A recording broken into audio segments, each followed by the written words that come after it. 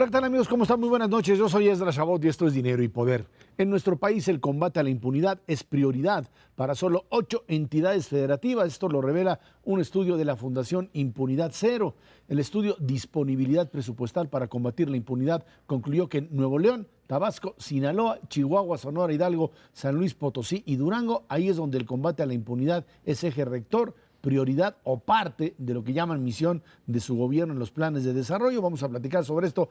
Aquí en el estudio de Dinero y Poder está Arturo Ramírez Verdugo, especialista en finanzas públicas y encargado del estudio de Impunidad Cero. Arturo, muchas gracias por estar aquí con nosotros. Mauricio González Macario Esquetino, buenas noches.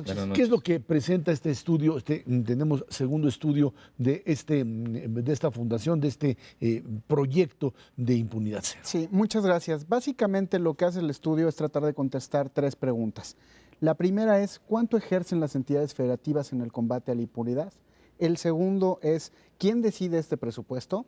Y el tercero es, justamente lo que señalabas es, ¿qué prioridad se le da al combate a la impunidad dentro de las entidades federativas? Y por lo tanto, de alguna manera explicar cuántos recursos son los que se le destinan a este hecho dentro del presupuesto estatal. Las principales conclusiones que sacamos del estudio es que básicamente lo que se destina al combate a la impunidad no es suficiente, digamos, por ponerlo en un término general, se destinan alrededor de 150,000 millones de pesos entre todas las entidades federativas al combate a la impunidad. Si transformamos esta cantidad gigante en términos per cápita, estamos hablando de 1,300 pesos por persona al año, que creemos que no es lo que se debería destinar al combate a la impunidad, considerando comparaciones internacionales. La segunda conclusión del estudio es que existe una gran disparidad entre lo que gastan algunas entidades y otras. Es decir, hay entidades, por ejemplo Chihuahua, que destina a, por ejemplo, el tema de la procuración de justicia 37 veces lo que destina a la Ciudad de México. Por ejemplo, en términos de lo que se destina a seguridad pública, Campeche, que es la entidad que más destina en términos per cápita, destina lo mismo que la Ciudad de México. Es decir, hay una enorme disparidad en lo que gastan las entidades en los 3 rubros que señalamos nosotros como el combate a la impunidad: seguridad pública, procuración de justicia y la administración de justicia, que serían básicamente los tribunales. Y déjame hacer una pausa ahí en términos de qué es la impunidad, porque tal vez la gente confunde mucho el término impunidad con corrupción o impunidad con inseguridad. La impunidad básicamente lo define la Real Academia o los estudios de la Organización de Naciones Unidas como que un delito quede sin castigo. Ese es, digamos, a eso se refiere la impunidad. ¿Y por qué creemos que el estudio es importante? Bueno, porque México ocupa el penúltimo lugar, de acuerdo al índice de impunidad global del del Centro de Estudios para Impunidad y Justicia de la Universidad de las Américas. ¿Cómo llegamos a ese penúltimo lugar? Bueno, resulta que el 95% de los crímenes en México quedan impunes. Entonces, bueno, destinamos poco, no parece ser una prioridad para las entidades. ¿Cómo demostramos que no parece ser una prioridad? Bueno, justamente los planes estatales de desarrollo, que son similares al Plan Nacional de Desarrollo, solo que para las entidades federativas, delimitan de alguna manera las prioridades de una administración estatal durante los 6 años que tienen de gestión. Si hacemos una búsqueda de esos 32 planes de desarrollo, que fue lo que hicimos, observamos que básicamente solo en 8 entidades el tema del combate a la impunidad es parte de un eje estratégico dentro de estos planes de desarrollo. De hecho, hay 2 entidades en las cuales el término impunidad ni siquiera aparece en el Plan Estatal de Desarrollo. Ese es a grandes rasgos el estudio. Y bueno, una vez más agradecer la oportunidad de presentarlo. Ahora, dime una cosa, esta relación existente entre recursos para combatir a impunidad y resultados, ¿cómo es que lo arman? O sea, sí, básicamente lo que hicimos fue, y fue una labor, diría yo, casi arqueológica o de alguna manera artesanal, fue juntar todas las cuentas públicas de las entidades federativas del 2006 al 2014. La cuenta pública es donde los estados reflejan el ejercicio de los recursos públicos y entregan a sus congresos locales. Esta gran base de datos del 2006 al 2014 de todas las cuentas públicas la cruzamos contra el índice de impunidad que realiza el Centro de Estudios de Impunidad y Justicia, para ver si al menos había una relación entre lo que las entidades destinan y los índices de impunidad estatal. La conclusión, si bien no podemos de alguna manera señalar una causalidad, porque no es un estudio econométrico tan profundo, sí podemos señalar que hay una correlación donde las entidades que más destinan al combate a la impunidad son las que mejores índices de impunidad tienen. Entonces, aunque no podemos a nivel de este estudio concluir una causalidad, sí existe esa relación, al menos negativa, que es lo que hubiéramos esperado. En general, lo que estamos gastando en todo lo que tiene que ver con seguridad, justicia y defensa es una miseria. México invierte en eso 1.3 puntos del PIB. Así es. Y países como Colombia invierten 6 puntos y otros un poco menos violentos, digamos, pero similares a nosotros en tamaño, están en 5. Entonces estamos gastando un tercio de lo que tendríamos que gastar y luego la gente se pregunta ¿por qué no se mejora el tema de inseguridad? Pues porque no estamos gastando, ¿no? Lo mismo está pasando en el tema de impunidad. Así es. No sé si en los estados, si ustedes hayan hecho el número, no es obligado que lo trajeran, pero yo quisiera comparar cuánto estamos gastando, que no se enojen los de derechos humanos, pero cuánto estamos gastando en ese tema y cuánto estamos gastando en el tema de aplicar la ley. Claro. Porque si el Estado no aplica la ley, pues menos va a poder cumplir los derechos humanos. Y como que no hemos dado el primer paso y queremos resolver el quinto, ¿no? Entonces, Claro. no sé si eso lo hayan medido. No, la verdad no bueno. traigo el dato de, Sí, no, de recursos humanos, pero lo que sí es muy importante destacar es justamente, tocas un punto muy importante, el presupuesto para impunidad que nosotros estamos midiendo incluye los 3 rubros: seguridad pública a nivel estatal, es decir, no incluye defensa porque es a nivel federal, pero sí incluye seguridad pública, incluye procuración de justicia y la administración de justicia. Y estamos hablando de 1,300 pesos por persona al año. Definitivamente no hay manera de que eso alcance para poder cubrir todas las necesidades. En el primer estudio que se comentaba, que se publicó en la revista Este País en el número de febrero, justamente lo que veíamos era una manera de explicar la reducción en los índices de violencia en Chihuahua y en Nuevo León. ¿A través de qué? A través de del gran incremento en el gasto que se hizo en las policías estatales, tanto en Fuerza Civil como en la Fiscalía en el caso de Chihuahua. El destino también importante de recursos a las prisiones, en el caso de Chihuahua, ¿no? Y si recuerdan la visita papal, justamente va está dentro de una de las prisiones en el caso de Chihuahua. Y también el gasto importante que se hace derivado de la nueva implementación de la reforma judicial, ¿no? Los famosos juicios orales. Eso cuesta mucho dinero, ¿no? Correr el nuevo sistema de justicia, de hecho, para las entidades representa un doble gasto porque no todos los diferentes juicios están ya en el nuevo sistema, por lo tanto, por varios años van a tener que correr los 2 sistemas en paralelo, lo cual representa un gasto importante. Arturo, sí, creo que el tema de la impunidad sí es un tema que nos preocupa a todos los mexicanos, porque efectivamente vemos ¿no? que es un fenómeno que ha venido creciendo. Pero te soy sincero, a mí sí como economista me preocupa un poco la comparación de que es bajo el gasto y cuando lo medimos per cápita o demás, porque una cosa, y no cuestiono los números, simplemente lo que hago es considerar que una cosa es gastar poco y otra cosa es gastar mal. Y tú lo decías, la impunidad es que un delito no quede sin castigo y a veces eso no tiene que ver con bienes o servicios que se dedican al combate, digamos, de los delitos, sino a que las leyes están hechas de tal manera que es muy fácil brincárselas. No sé si ustedes habrán analizado también ese aspecto, que no es estrictamente el gastar más, sino que el sistema de derecho que tenemos y de algunas leyes en lo particular pueda ser un poco más eficiente en procesar a los delincuentes. Sí, yo creo que es un conjunto de elementos. Definitivamente el tema de la mejora en las leyes es algo a lo cual básicamente el Estado mexicano le ha destinado una prioridad relevante. Se han modificado las leyes y creo que la parte más importante, donde está el centro de estas reformas, es en la nueva reforma, el nuevo sistema de justicia penal, ¿no? Las leyes se han modernizado, pero la impunidad no se ha acabado ahí, ¿no? ¿Cómo podemos realmente asegurarnos de que se combata la impunidad? Pues, es una también de las conclusiones del estudio. No solo es un tema del monto, y en ese punto estoy completamente de acuerdo. No se trata solo de gastar más, se trata de gastar mejor. Pero para poder gastar mejor y para que como ciudadanos podamos asegurarnos de que se gasta mejor, lo primero es la transparencia presupuestal. Y una de las conclusiones es que no existe transparencia presupuestal en temas de impunidad.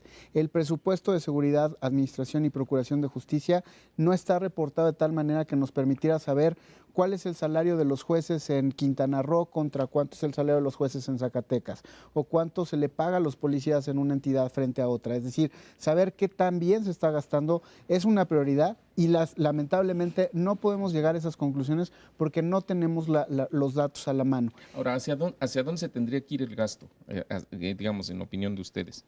¿Qué tipo de tareas, actividades? Lo más importante, y esa fue más bien parte del primer estudio que identificamos, es la manera de reducir la parte de violencia e inseguridad es en las policías, invertirle mucho a las policías estatales. ¿En qué? En mejorar los salarios. En Nuevo León y en Chihuahua básicamente se triplicaron los salarios de los policías para lograr que realmente no fueran cooptados por el crimen organizado.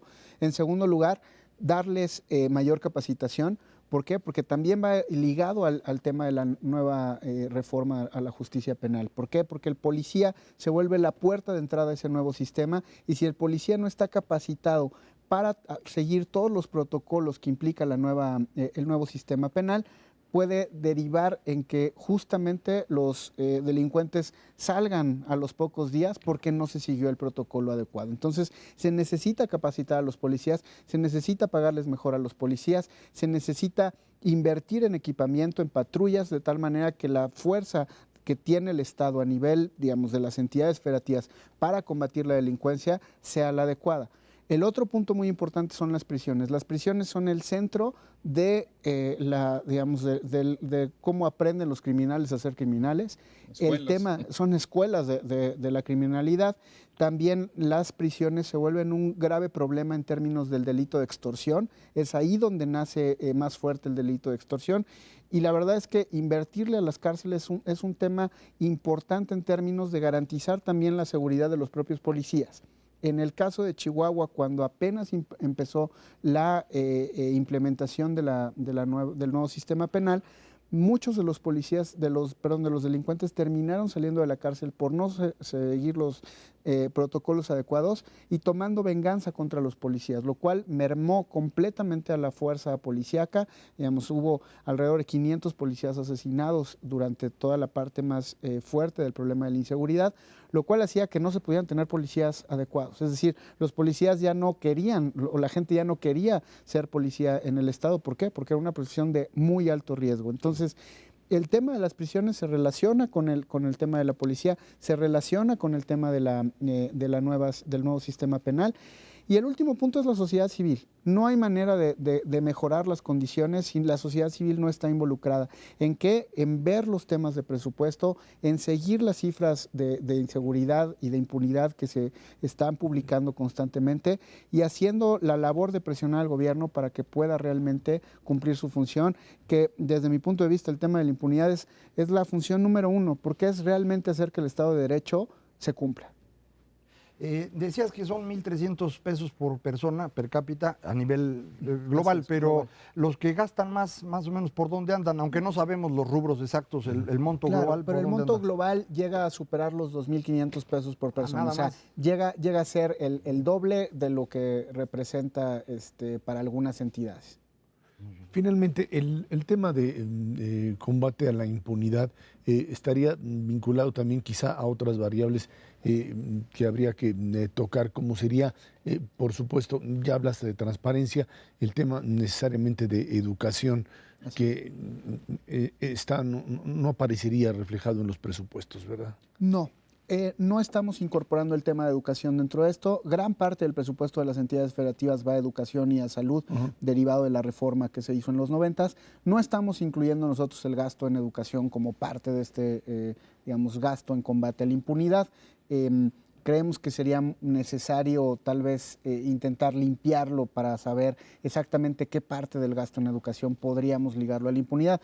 Pero digo, todo está relacionado en ese gran apartado de lo que sería el combate al Estado de Derecho, bueno, el ejercicio del Estado de Derecho, pues tal vez también podría incluirse la educación. Pues ahí están los resultados. Creo que es importante entender que se trata ya de un segundo proyecto. El primero fue presupuesto. El primero fue presupuesto para la inseguridad, este es presupuesto para para la impunidad. Para Sale en el número del mes de octubre de la revista de de este país, y el que sigue sobre qué será, no sé, no, todavía no tiene. Pues todavía no lo tenemos, pero nos ha dicho. Ahí estaremos informando. Arturo Ramírez, encargado precisamente de este tipo de proyectos ahí en Impunidad Cero. Muchísimas gracias por estar aquí con Al nosotros. contrario, muchas gracias por la Vámonos a invitación. una pausa. Esto es Dinero y Poder.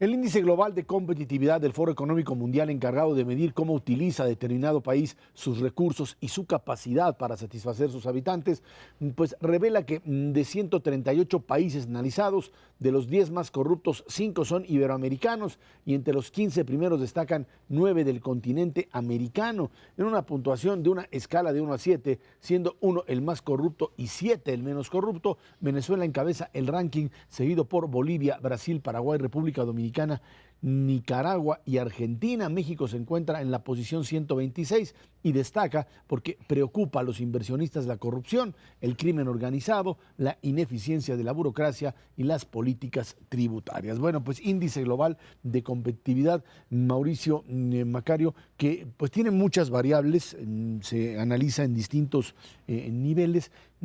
A México pues finalmente le da la oportunidad de brincar, de subir, de generar una expectativa de mejora y de mejores calificaciones, pero al mismo tiempo ahí hay elementos que nos siguen hablando de fallas estructurales, de fallas de raíz, que todavía seguimos atorados en ella, Mauricio. Así es, Ezra. Y vale la pena recordar que esta medición que hace anualmente el Foro Económico Mundial, pues es una medición de competitividad. Y competitividad quiere decir, entre otras cosas, la capacidad que los países pueden ejercer para atraer más inversiones en activos fijos y, por lo tanto, incrementar sus posibilidades de crecimiento y de bienestar económico.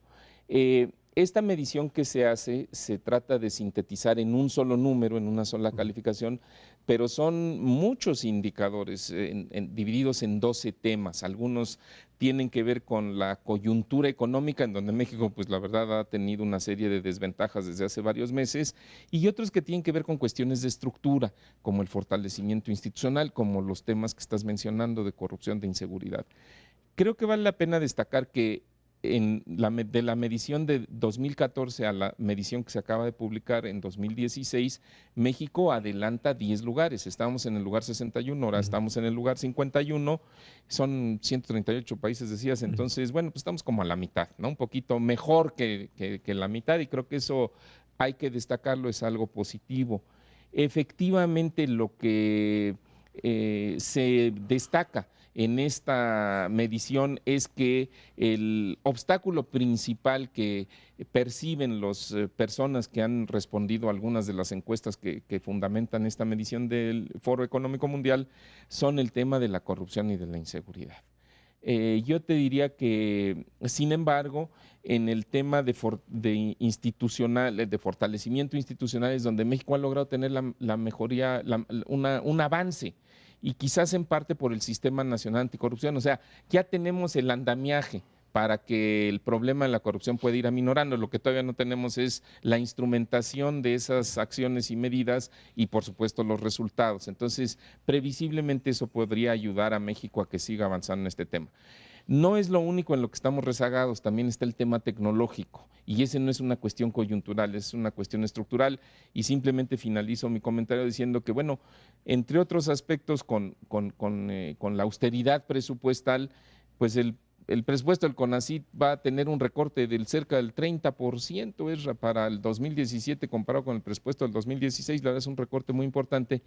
Ahí está difícil el poder tener un desarrollo tecnológico de avanzada. Entonces, la conclusión es, efectivamente, inseguridad y corrupción son los problemas, pero México está avanzando en las mediciones de competitividad y eso creo que es algo que podrá continuar en los próximos años. Estos indicadores a los que se refiere Mauricio los agrupa el Foro Económico Mundial en 3 montoncitos, el que le llaman requerimientos básicos, los factores que impulsan la competitividad y los que tienen que ver con innovación. En el de en medio, los que impulsan la competitividad es donde nos fue muy bien. Ahí mejoramos muchísimo en, sobre todo, mercados de bienes, mercado laboral, mercado financiero. En mercado laboral mejoramos mucho, significa pasamos de los lugares 120 al lugar 100, ¿no? Ese es un gran avance, pero seguimos siendo uno de los países con un mercado laboral más rígido del mundo, pero mejoramos ahí. En el mercado de bienes la mejora se mueve, digamos, del 70, lugares 70 al lugar 55, ahí es una mejoría importante, pero el más significativo es el avance en el mercado financiero, y esto creo yo sí es resultado directo de la reforma financiera que yo he insistido, me parece la más importante de todas, y ahí estamos ubicados como el país número 35 del mundo ahora. Esto es verdaderamente un cambio muy significativo, y de continuar así, pues estamos hablando de una transformación profunda de ese sector de la economía que ha sido un estorbo durante muchos años. El sistema financiero mexicano ha sido muy subdesarrollado y ahí estaría mejorando.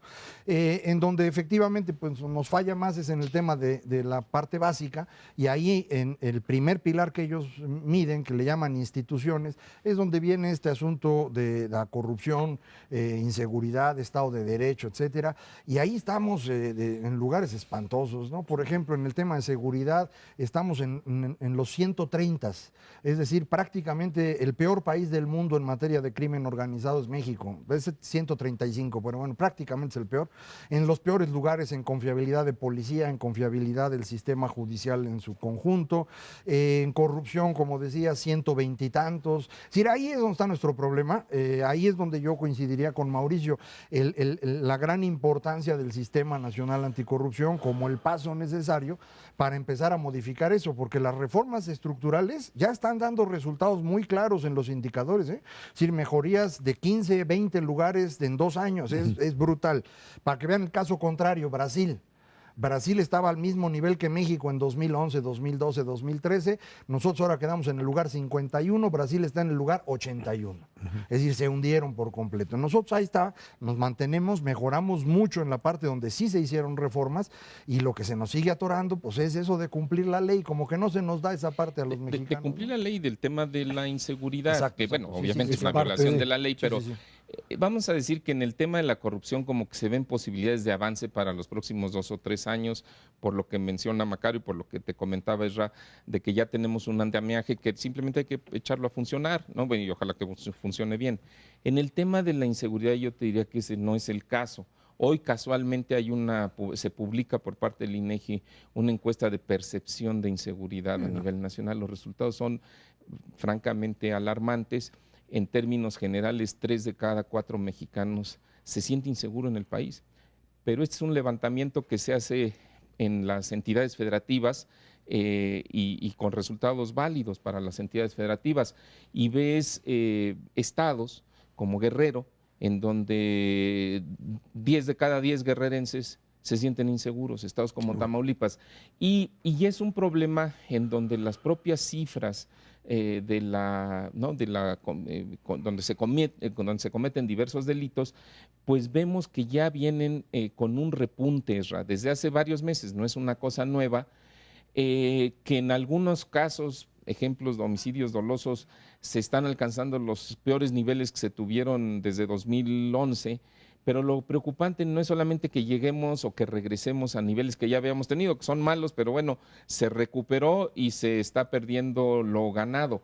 El problema es que la velocidad a la que está ocurriendo es muchísimo mayor a que cuando se dio originalmente ese deterioro en algunos de estos crímenes. Entonces, ¿qué es lo que está sucediendo ahí? Ahí es mi percepción, no tenemos el mismo tipo de andamiaje que tenemos en el Sistema Nacional Anticorrupción, no tenemos una estrategia clara y por lo pronto, por lo tanto, ahí los resultados, no podríamos esperar buenos resultados en los próximos años, a menos de que ocurriera un milagro, y yo ya no creo en los milagros. Ahora, pero yo lo que les diría es, aquí hay una situación un poco rara, porque si bien es cierto que dices, bueno, pues Estado de Derecho parecería que no existe o que es bastante limitado, pero por otro lado tienes niveles de competitividad en cuestiones financieras, etcétera. Tampoco puede funcionar toda una estructura financiera o una estructura de apertura económica o de garantías si no existiese ese mínimo de Estado de Derecho. Yo creo que habría que matizar ese tema porque parecería que por un lado hay un país que funciona y que atrae capitales y que genera crecimiento en determinadas áreas y otro que no lo hace, y creo que finalmente aquí el problema es que sí estamos teniendo áreas, espacios físicos, lugares en donde el tema incluso de la seguridad jurídica sí se da y por eso es que estos cambios se producen, y otros en donde definitivamente simplemente impera la ley de la selva. Yo creo que tú apuntas exactamente a una de las grandes debilidades de este indicador del Foro Económico Mundial. Es un indicador muy grande y buena parte de las mediciones que hacen no son mediciones de dato duro, sino son preguntas a las personas. Se hacen cuestionarios que contestan los empresarios en cada país. Es interesante notar que México, desde los tiempos de Felipe Calderón, hizo un gran esfuerzo porque los empresarios contestaran para que mejoraran los índices, porque se contestaba muy poquito. Y ahora somos el tercer país que más encuestas contesta, después de Estados Unidos y China. Entonces esto hace más confiable la medición, digámoslo así. Pero es una medición de percepción. Entonces puede ocurrir que los empresarios vean que en el sistema financiero las cosas están mejorando y ven que en la parte de inseguridad lo sienten peor y contestan a una pregunta muy similar de manera distinta. Entonces ven Estado de Derecho en la cuestión financiera y no lo ven en otras cosas. Es una primera falla. Pero en general sí tenemos un problema de Estado de Derecho muy serio. Tú mencionaste varios de los países que estaban mal. América Latina. América Latina es el continente con más corrupción, el continente más desigual del mundo y el continente más violento del mundo. Sí tenemos algo que hacemos mal en toda América Latina, independientemente de cómo se mida. Si usamos una medición distinta de Estado de Derecho como la que hace el World Justice Project, entonces Bolivia y Venezuela siguen siendo peor que México, pero Argentina ya no, por ejemplo, Brasil ya no. Entonces, también para que no se vayan con la finta y piensen que todos los países latinoamericanos son más corruptos que México. Depende cómo mida uno. Mediciones más puntuales indican que hay 2 países peores que México, a lo mejor 3. O sea, sí competimos por el fondo de la tabla en el tema de corrupción. Sin duda alguna, nada más que sí hay que tener en cuenta que aquí se tratan de percepciones y hay otros análisis mucho más, digamos, precisos que hablarían ya concretamente de niveles pues muy claros de aquellos espacios en donde se mide directamente niveles de corrupción, como ya lo vimos anteriormente. Vámonos a una pausa y de regreso platicamos con usted sobre el tema fundamentalmente de crecimiento económico, también otra de las fallas de nuestra economía. Esto es Dinero y Poder.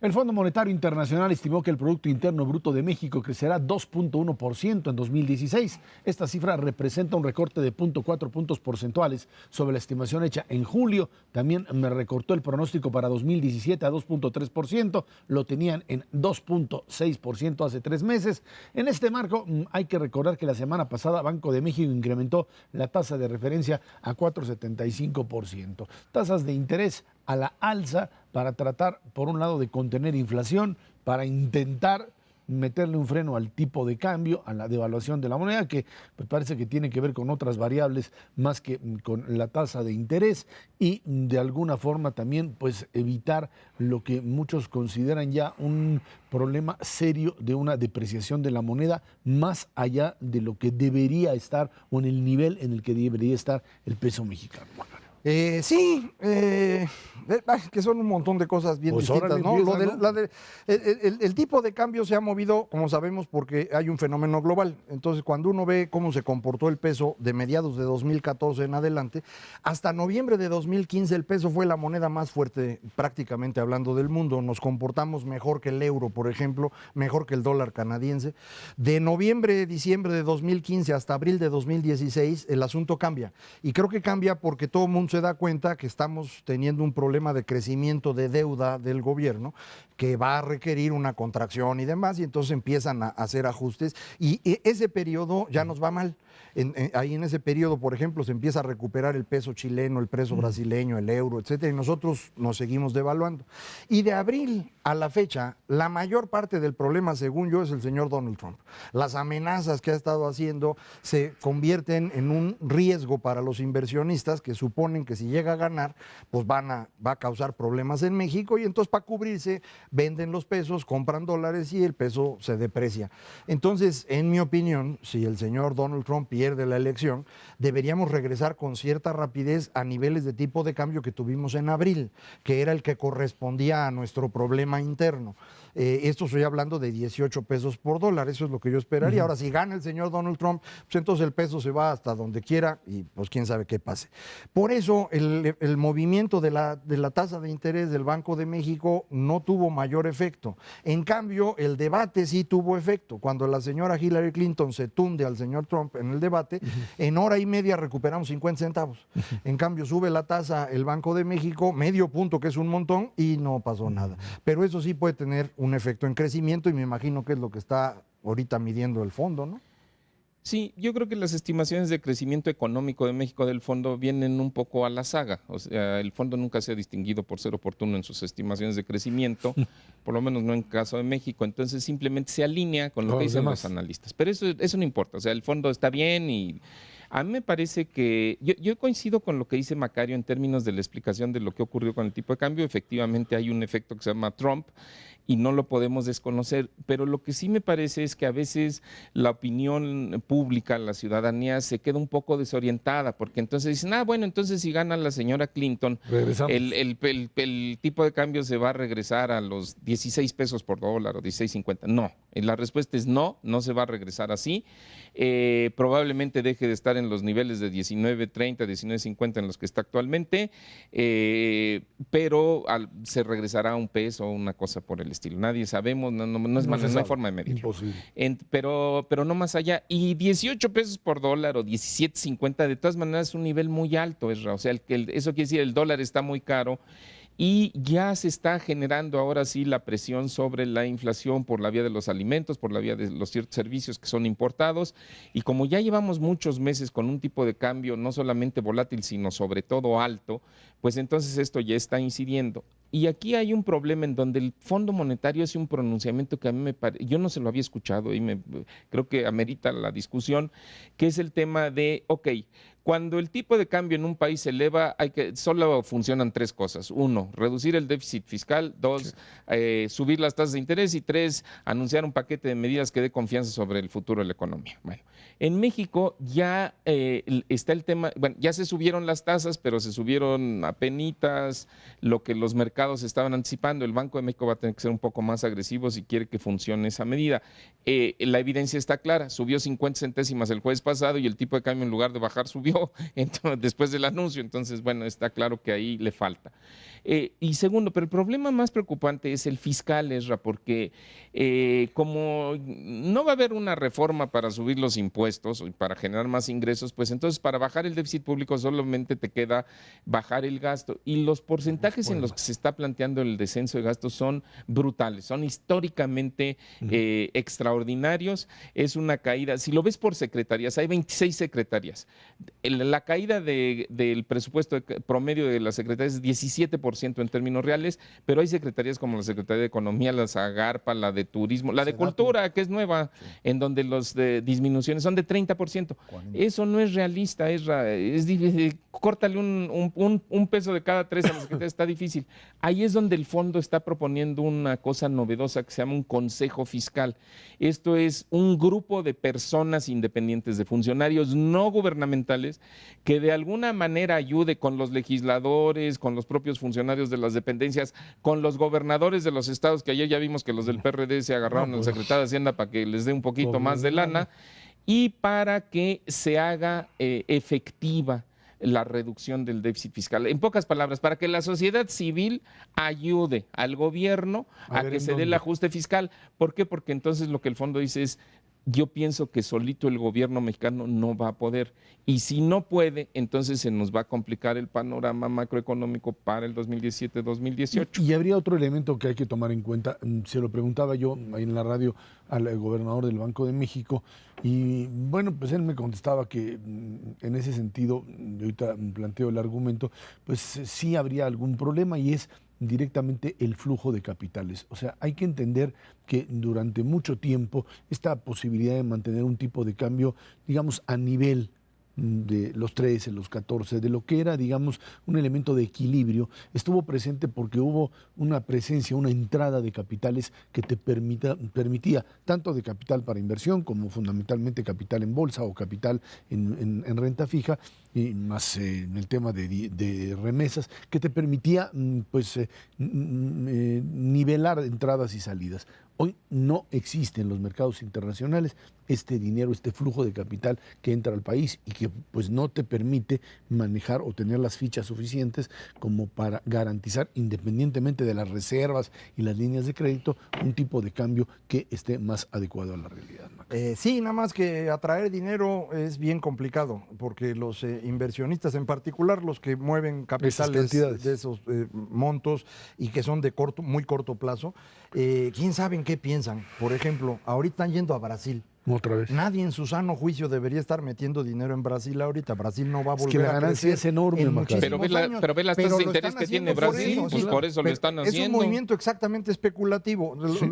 El gobierno brasileño, al hacer eso, se está metiendo en un problema del que va a ser muy difícil salir.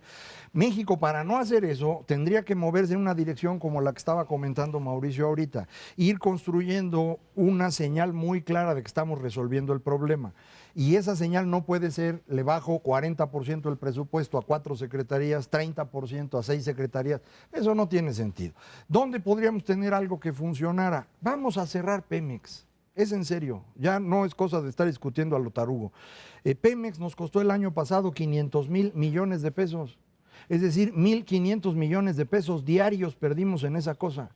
Si nosotros seguimos perdiendo ese ritmo, no hay recorte presupuestal que funcione.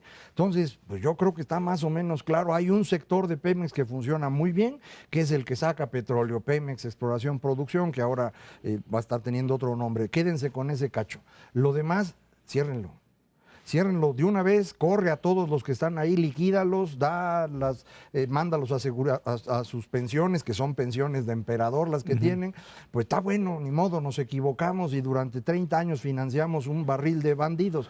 Pero no, o sea, si quieres seguir con eso, no hay manera. O sea, yo sí creo que hay que entrar con cosas que de pronto den una señal muy clara de que estás haciendo algo serio. Exacto, tienen que ser cosas muy contundentes. Yo, la verdad, aquí lo hemos platicado, no estoy de acuerdo con Serrate. Bueno, no es que no esté de acuerdo, es que no veo que sea viable, pero bueno, no importa. Está bien, es una alternativa muy respetable que de Macario, me parece bien. Imposible, pero nos permite comentarla. No, pero fíjate, en el mismo rubro con el renglón de Pemex, cambian la administración de Pemex. Pemex está quebrado y pierde 500,000 millones de pesos por año el año pasado. ¿Qué necesita? Pemex tiene un montón de activos. Hay petróleo hay para echar para arriba y tiene muchísimas instalaciones. ¿Qué es lo que necesita? Venderlas. Por ejemplo, esa es otra alternativa. No digo que sean las únicas alternativas. Véndelas y agiliza que vengan socios o empresas en el mundo, que hay muchas, que sí están interesadas en ser socias de Pemex bajo ciertas condiciones, pero entonces ahí es donde se enreda la madeja, porque pues ya llevamos varios meses con una administración nueva en Pemex. Yo no digo que sea sencillo, es bien difícil, pero no tenemos una idea de un programa o plan de reestructuración o de negocios de Pemex para los próximos 5 años. ¿Por qué no lo tenemos? Pues porque no están pudiendo sacarlo, y frente a esa falta de anuncios, pues ahí está el riesgo de que a Pemex le vuelvan a bajar la nota en su calificación financiera. Pero están haciendo lo que dice Mauricio, ¿eh? Es decir, ya desincorporaron todos los gasoductos del norte, por ejemplo. Sí, pero en así. Esa misma decisión tiene que ser así. Hay que hacerla en serio. A eso es lo que me refiero yo cuando digo cerrar Pemex. Por ejemplo, tienes las refinerías. Esas refinerías pierden dinero. Ciérralas. y vende los activos, Bueno, lo que consigue puedas. socios. Sí, bueno, Es a que veces hay un cerrar y conseguir socios son diferentes socio cosas. para refinerías no vas a No vas a encontrar, encontrar en en ningún este lado, pero momento. bueno, esas cosas, unas las cerrarás, otras consigues socios, unas las vendes. Lo que no puedes hacer es seguir como estás y esperar que se resuelva Sí, no, solito. eso y, no.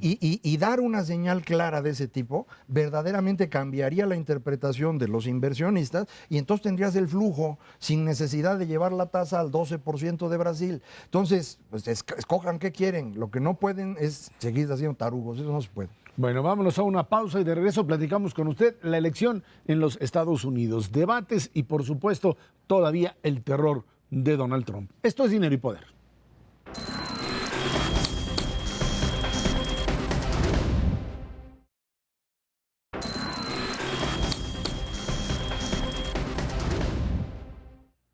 Este domingo se realizará el segundo debate presidencial allá en los Estados Unidos entre Hillary Clinton y Donald Trump, cuyo eje central será política exterior.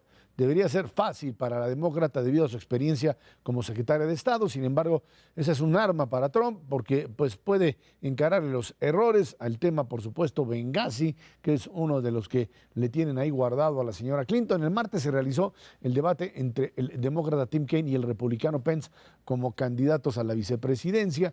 Dicen que el que se dormía primero ganaba, porque pues no, la verdad es que el señor Pence dicen que lo ganó. La verdad es que estos candidatos a la vicepresidencia son bastante malitos y de por sí no son siempre debates con mucha fuerza. No tuvo ninguna trascendencia ni en términos de las encuestas ni de la preferencia, pero sí lo cierto es que a raíz del primer debate allá en los Estados Unidos, lo que sucedió fue que el señor Trump no pudo ir en contra de su propia naturaleza y creo que eso es lo que lo está afortunadamente pues matando en las encuestas. La verdad es que uno puede pensar que las encuestas no siempre funcionan, ya lo hemos visto en muchas ocasiones, el tema del Brexit, el tema de Colombia.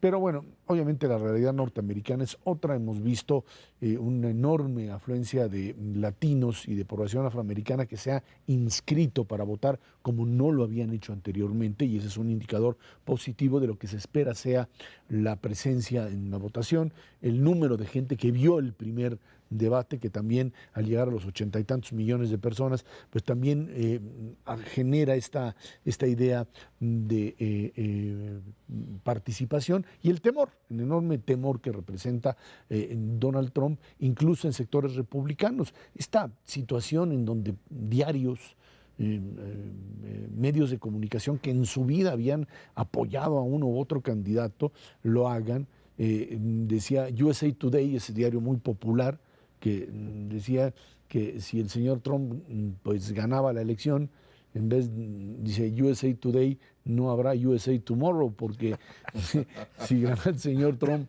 se acabaría el país. Esto es lo que decían ahí.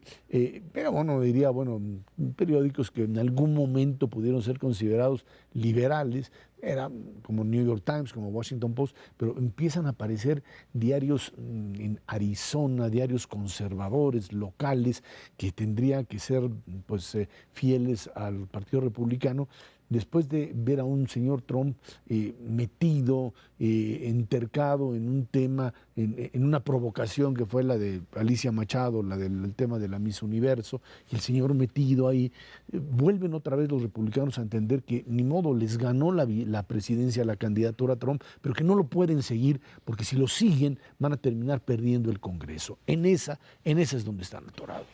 Sí, no te puedo decir mucho del debate de los vicepresidentes. Yo estaba viendo el El béisbol. béisbol, Sí, debe este es ser el lo que mes se bueno llama. del béisbol, hay que concentrarse en Es eso. un profesional, Macario. Bueno, pues Sí, es lo del que me béisbol gusta a mí. Bueno, yo pensé que ibas a decir que te dormiste. No, que no, no, eso no. hubiera sido peor. sí lo alcancé a ver. Efectivamente hay una cantidad importante de medios de comunicación que son pues muy cercanos a los republicanos, que no está traicionando a los republicanos, simplemente No. están reconociendo que el señor Trump no debe ser el candidato republicano, aunque ya lo sea, y entonces pues lo que hay que hacer es dejarlo solo y que le vaya como le vaya.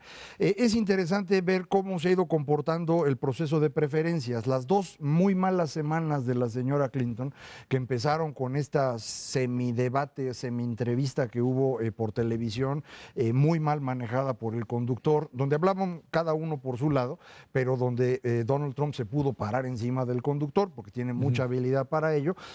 Estuvo eso, luego la enfermedad o el cansancio en el evento del 11 de septiembre, y estas 2 semanas fueron tan malas que muchos republicanos pues de pronto dijeron sí, vamos con Trump, pero ya después del debate y lo que ha estado pasando dijeron no, siempre no, mejor nos regresamos. Y como ya estamos a un mes, uno podría sentirse más o menos tranquilo. Este domingo hay que ver el debate en los cachitos en donde el béisbol se ponga aburrido, porque va a ser un debate de este estilo que se llama Town Hall, en donde participan las personas que están en el público directamente. No hemos visto al señor Trump haciendo esto, él utiliza al público en su beneficio, así le hacían los debates republicanos, no lo pudo hacer en el debate presidencial y por eso se empezó a volver loco, y creo que ahora el domingo puede pasar algo similar, ojalá así sea, para que muestre su carácter y entonces pues los estadounidenses voten bien. Sí es muy importante recordar a los amigos del auditorio, no estamos hablando de una elección normal. El señor es un candidato antisistémico y los candidatos antisistémicos sí son un riesgo muy serio a la democracia. El señor Donald Trump está poniendo en riesgo la democracia más antigua e importante del mundo. No es nada más que va a ser un problema para México, puede verdaderamente cambiar esto. Entonces sí es muy importante que pierda. Si la señora Clinton no es la mejor candidata del mundo, ni modo, hay que apoyarla a ella porque este señor sí pone en riesgo el mundo que conocemos, no es una buena idea. Pues sí, yo coincido con esto que señala Macario, pero yo lo que me temo es que el señor Trump está teniendo un efecto teflón enorme. Y no es simplemente que es una persona muy hábil con el manejo de medios y que a veces cuando ha tenido tropezones los convierte en elementos de fortaleza.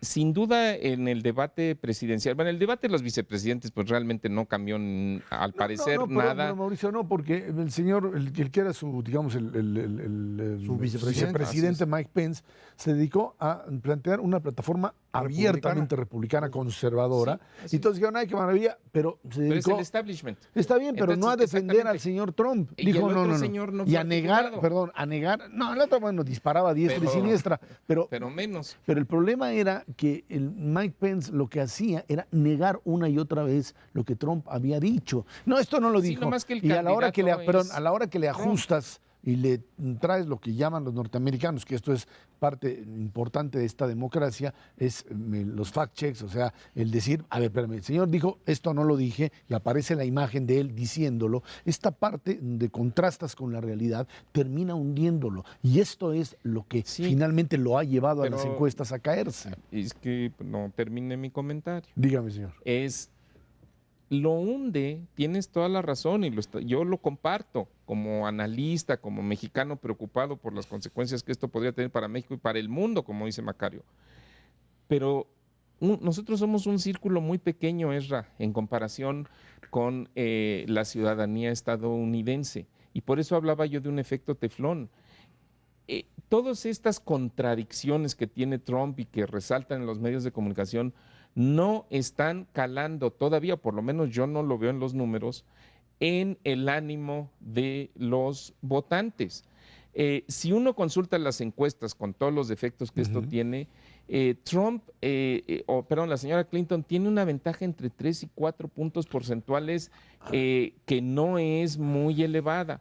Desde luego hay que hacer el análisis por entidad estados. federativa, por estado, sí, pero tampoco ahí parece que pueda tener una ventaja en donde digas, mira, si le va mal en el debate del domingo, ya quedó liquidado. Eso es a lo que me refiero. ¿Por qué? Porque los planteamientos del señor Trump apelan no a la razón, a la gente educada, a los profesionistas, apelan a los temores de la población estadounidense, que son la desconfianza, el que la gente de muchas entidades de la Unión Americana se sienten desplazados económicamente y él se lo achaca al Tratado de Libre Comercio, de que los mexicanos son violadores y por eso hay que poner un muro, porque los estadounidenses se sienten inseguros porque son sujetos de ataques terroristas dentro de de su territorio, cosa que no había sucedido durante muchísimas décadas. Entonces, eso es a lo que él está apelando y la gente le está haciendo caso. A mí me parece que eso no está tan sencillo todavía, o sea, no habría que cantar victoria de que simplemente por el hecho de que Trump dice disparates, la gente en general lo asimila como tal. Y me parece que en el debate del domingo, a ver qué sucede, lo que mencionaba Macario, Trump tiene un entrenamiento de programas televisivos en donde era buenísimo en estos Pero en el debate reality anterior shows, fue un desastre. porque fue debate, pero en el del tipo Town Hall creo que pues, el resultado puede ser diferente. No anticipo nada, Sí, nada más digo que hay que verlo. Yo más bien creo que le puede ir peor, porque esa no es el entrenamiento que él tiene. Él tiene un entrenamiento para hablarle a un público que no está. Es decir, que reacciona frente a lo que él está diciendo. No, por eso en perdóname, los debates republicanos, ese es el reality que él llevaba. Es decir, estás haciendo un programa que es aparentemente real, pero que está construido para venderle a un público específico, como le hacía él en el debate republicano. Sí hay diferencia antes y después del debate en las encuestas y la diferencia es muy grande. Brutal. Antes del debate, por ejemplo, Nate Silver tenía prácticamente empatados a los dos en probabilidad de triunfo, no en voto. Y hoy los tiene 80-20. Entonces, sí es una diferencia muy significativa. En el mercado de apuestas de Iowa, que ha sido muy exitoso en muchos años, los tenían 55-45, hoy está 70-30. Entonces, sí se abrió. Puede no ser suficiente, y en eso sí estaría de acuerdo contigo, porque las encuestas han estado fallando en todo el mundo. Hoy leí un artículo muy bueno, precisamente en el New York Times, no recuerdo el autor desafortunadamente, que tiene que ver con esto y decía, los márgenes tradicionales de más menos 3 de las encuestas aparentemente se han movido a más menos 7, según una revisión que han hecho de distintos lugares del mundo, incluso Estados Unidos. Por cierto, el New York Times, en su afán de deshacerse de Nate Silver, que antes trabajaba con ellos y ahora tiene un blog independiente, también construyeron un muy buen blog sobre las elecciones y que trae mucha información sobre este tipo de problemas de medición y demás. Entonces, coincidiría yo contigo que efectivamente Trump le está hablando al temor de los estadounidenses, que no se ha ganado la elección, si no la tiene ganada la señora Clinton, pero sí ha habido un impacto en los últimos días, yo te diría que un indicador importante de la catástrofe en la que está metido hoy el señor Trump es simplemente la reacción de los republicanos intentando favorecer, apoyar a sus candidatos al Senado porque tienen mucho miedo de que perder, pierdan ahí también. de que puedan Sí, perder. estoy de acuerdo. Y esa Nada sería más la quisiera apuntar una cosa rapidísimamente. Lo de estas cifras de Nate Silver, que efectivamente le da 21.6% de probabilidad a Trump y 78% a la señora Clinton. En primer lugar, esa serie no se cerró cuando ocurre el debate, pero eso es un detalle menor. El otro punto que es más importante es, esto es un pronóstico que hace una persona basado en las encuestas. Cuando tú ves las encuestas de preferencia electoral y los resultados directos, la señora Clinton trae 3-4% de ventaja todavía después del debate. Entonces es distinto. 5-6, te diría yo. Muchísimas gracias, Mauricio González, Macario Schettino. Gracias a usted que nos ve y nos escucha aquí en Dinero y Poder. Estamos en la radio Noticias MBS en el 102.5 del FM de lunes a viernes de 5 a 7 de la noche. Por nuestra parte, muchas gracias y muy buenas noches.